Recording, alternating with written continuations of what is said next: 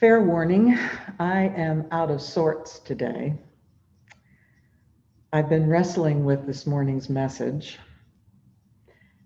And remember that old adage about preaching that comforted the afflicted and afflicted the comfortable?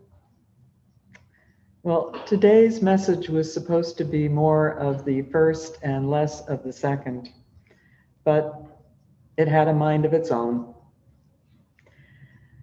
I hate it when they do that. Ministers are supposed to be models of clarity.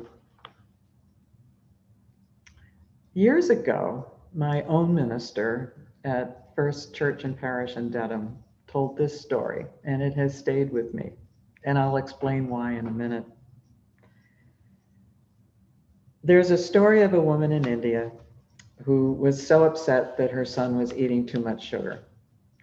No matter how she chided him, he continued to satisfy his sweet tooth.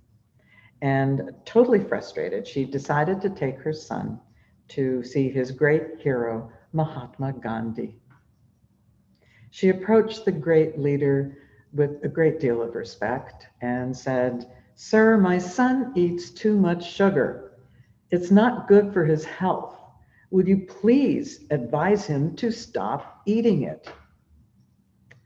Now, Gandhi listened to the woman carefully, and he thought for a moment, and he said to her, "Go home and come back in 2 weeks."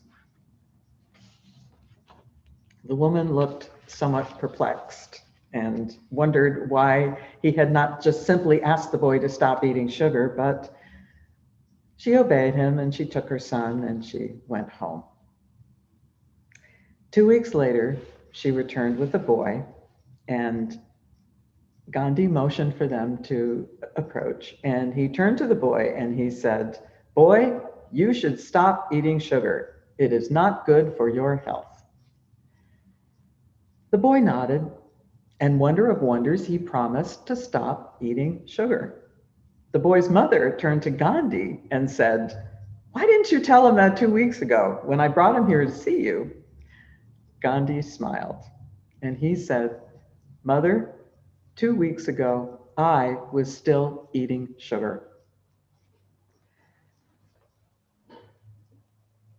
One of my guiding principles that I try my best to practice is that I practice what I preach and avoid preaching what I cannot practice.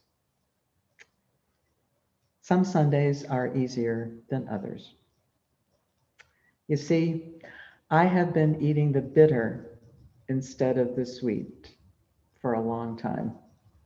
And it's hard for me to give that up, even though it's as bad for my temperament as it is for my teeth. Everything matters, said Robbie Walsh. Everything matters? When I look over the past year at what happened and what didn't happen, I felt like the only thing that I could take away from this past year is that we didn't matter. And that is my bitter pill that I am finding very hard not to swallow. I imagined that we would face our tribulations together as one nation, and we didn't. I imagined that we would figure out how to support and protect everyone together, and we didn't. I imagined that those in power would figure this out together, and they didn't. The reality of our disunity is a very different one from what I imagined last spring. How do I give up this bitterness? Where is my Mahatma Gandhi? I didn't know the Reverend Robbie Walsh well, By the time that I joined you all here in the Bellew Channing District, he was the Minister Emeritus in Duxbury. Like me, he switched careers midlife, and he served the Duxbury Church, I believe, as his first and his last ministry. For many years, he hosted a ceilidh at the Old Ship Church in Hingham with the Reverend Ken Reed Brown. And they would do this once a month on Tuesday evenings. And all kinds of people would come. A ceilidh is a gathering for music and folk music, basically, and storytelling. And one day, I received a message that Reverend Walsh was stepping down with all of his activities and just sticking with the things that he enjoyed the most. And he was doing this because he had been diagnosed with Lewy body dementia. It was clear from his letter that he wanted to spend his days loving his wife and his family and doing the things that gave him joy. Now, I occasionally attended those ceilidhs, those gatherings, and I would bring them songs. I would also harmonize with Reverend Edmund Robinson when he was playing songs on his variety of instruments.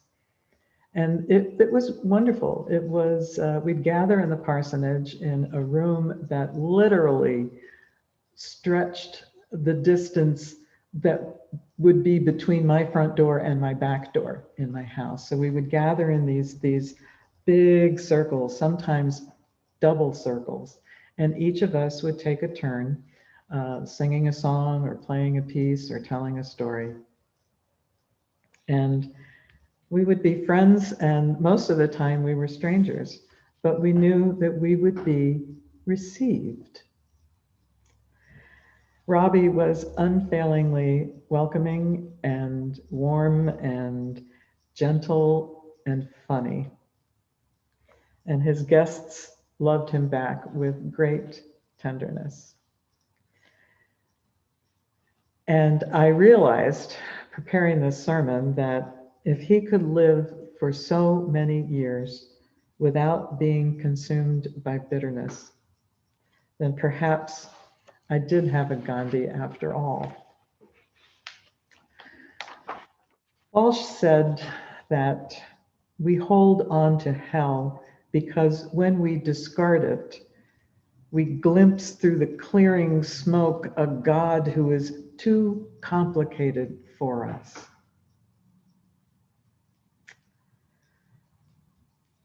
So I will do my best to ready myself for the task at hand with a clearer vision and a cleaner spirit.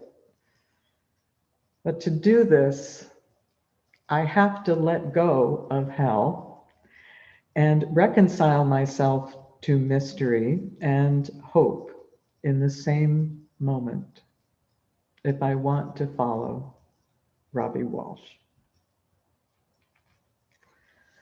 But what can I do? And what can you do to shed the bitterness of 2020 and face the new year with an expectant heart? I don't know about you, but I'm going to do my best to leave behind that notion that everything is settled.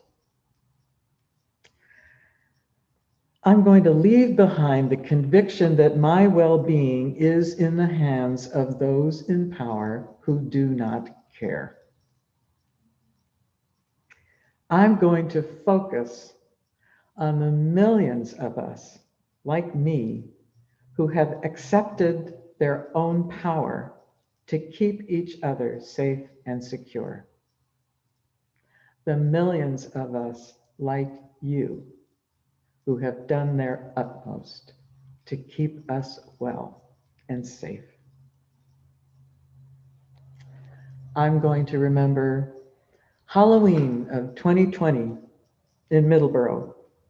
I'm going to remember Alan and I wearing masks and gloves, tucking treats into small paper bags that people could pick up from our front lawn on a table under a canopy that dangled lights and skeletons. And I'm going to remember how most of the town figured out how to make Halloween safe and how to make it happen with fun. And we did this for the children. And I'm going to remember all those families staying safely apart, going up and down Main Street and visiting us and waiting patiently for their turn. I'm going to remember that rally on the town hall green. I'm going to remember that rally when hundreds of people came wearing their masks and staying apart to protest racialized systemic violence. I'm going to remember kneeling, and I'm going to remember our wonderful town police officers kneeling with us. I'm going to remember standing vigil, as we will continue to do so in the coming year. And I'm going to remember the thanks that we get from passersby. I'm going to remember the months of frantic work on the part of our scientists and our doctors to bring us a vaccine. And I'll remember the way our neighbors in Middleboro have rallied to support people in need when our country could not.